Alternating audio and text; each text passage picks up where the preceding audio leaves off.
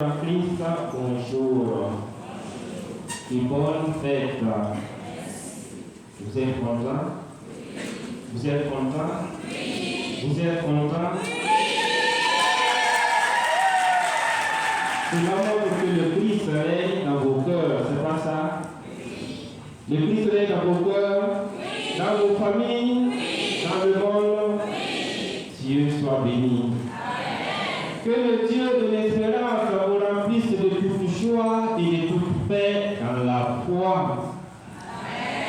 En ce 34e dimanche du temps ordinaire, l'Église célèbre la solennité du Christ roi de l'univers. Cette fête a été instituée en 1925 par le pape Pie XI. Elle marque aussi la fin de l'année liturgique B. Le cycle de l'année liturgique, nous le savons, nous donne chaque année de vivre l'entière histoire de notre salut.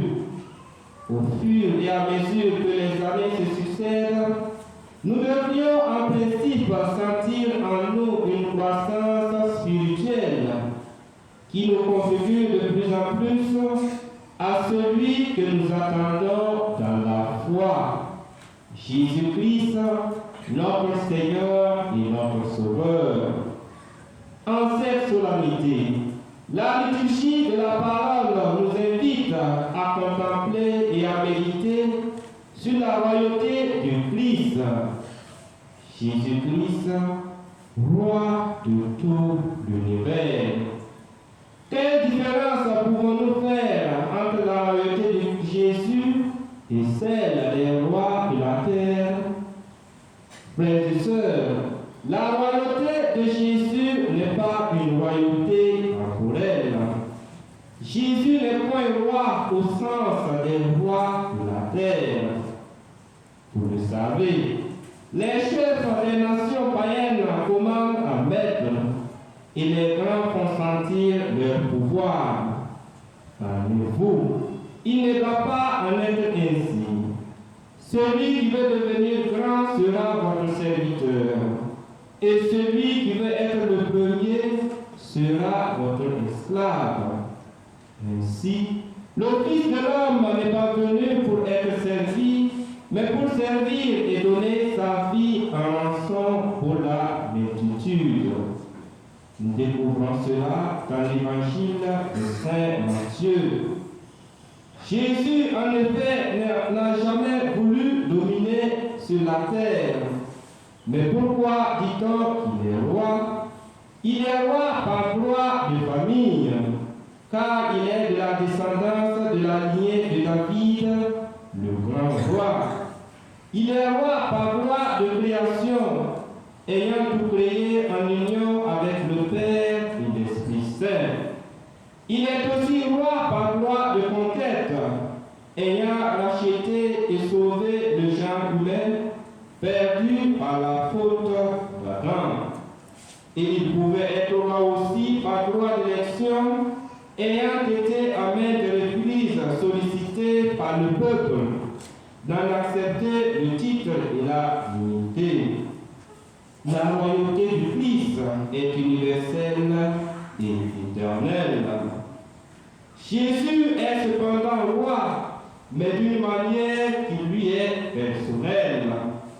Tout d'abord, l'archange Gabriel avait déjà annoncé à Marie que l'enfant qui allait naître d'elle régnera sur la maison de Jacob et que son règne n'aurait point de fin. Ensuite, Jésus lui-même se garde de nier qu'il soit roi. Au contraire, il affirme au risque de sa vie devant Pilate, qui lui demande s'il est roi. Tu l'as dit, je le suis, répond-il. Mais avant cela, il a fait comprendre à Pilate que son royaume n'est pas de ce monde. C'est-à-dire qu'il ne veut pas être un roi temporel qui domine et que le peuple exalte en raison de ses bienfaits. La royauté du Christ ne vient pas de ce monde, car c'est de son Père qu'il reçoit l'honneur honneur, gloire et puissance. Cette royauté ne se contient pas par les armes, mais par l'amour. Elle ne reçoit pas son investiture des hommes, mais plutôt sur la croix, après la victoire définitive sur le péché et la mort. Frères et sœurs, notre roi, le roi que nous célébrons en ce jour, n'a jamais habité dans un palais et n'y est entré qu'une fois pour y être jugé et condamné. Son premier trône fut une mâchoire d'animaux et le dernier une croix. Ce roi n'avait qu'une seule loi, oui, la loi de l'amour. Nous pouvons ainsi dire que la royauté du Christ est spirituelle. Sa royauté est une royauté de service, d'amour et de salut. Il entend régner par le dévouement et par le sacrifice. Il est comme celui qui sert. Et dans les évangiles, nous le voyons. Il était au milieu de ses apôtres, de ses disciples, de la foule, comme celui qui sert. Avec Jésus, le serviteur devient le maître, et le maître devient le serviteur. Enfin, avec Jésus, la grandeur se trouve dans le service. Le roi par excellence est celui qui sert, qui se donne totalement et qui se sacrifie pour ses sujets. De ce fait, l'autorité pour être authentique doit être marquée du sceau de l'humilité, de la simplicité, de la miséricorde, du service, du sacrifice et de l'amour. Pour bien gouverner ou pour bien diriger, il faut bien aider, il faut bien servir.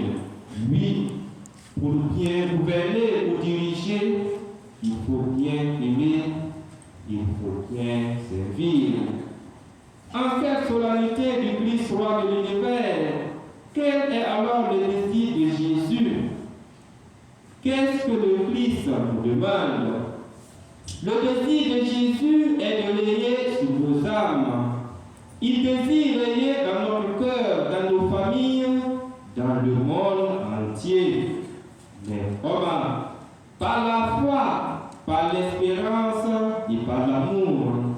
Par la foi qui adhère à ses enseignements et à ceux de son Église, et qui adhère parce qu'il est Dieu, chemin, vérité, vie, l'alpha, l'oméga, celui qui est, qui était et qui vient, et qui demeure dans son Église jusqu'à la fin des temps.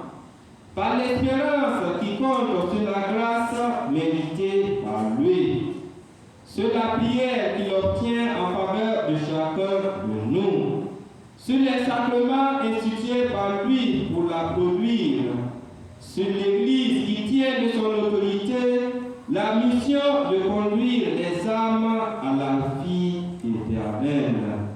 Et enfin, par l'amour qui réchauffe et transforme. Pour cela, Jésus nous demande de le reconnaître comme notre roi, le roi de notre vie, de notre famille, de nos familles, de notre monde. Il nous demande d'écouter sa voix, d'être obéissant et de faire ce qu'il nous demande toujours. Rendre témoignage à la vérité. Je suis né et je suis venu dans le monde pour ceci, nous dit-il.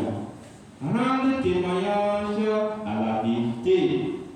Tout homme qui appartient à la vérité écoute ma voix. En étudiant la fête du Christ roi le 11 décembre 1925, dans un temps de troublé de l'histoire, le pape Pie XI déclarait: si les hommes venaient à reconnaître l'autorité royale du Christ dans leur vie privée et dans leur vie publique, des bienfaits à peine croyables, une justice justice, liberté, l'ordre et la tranquillité, la concorde et la paix se répandraient infailliblement sur la société tout entière.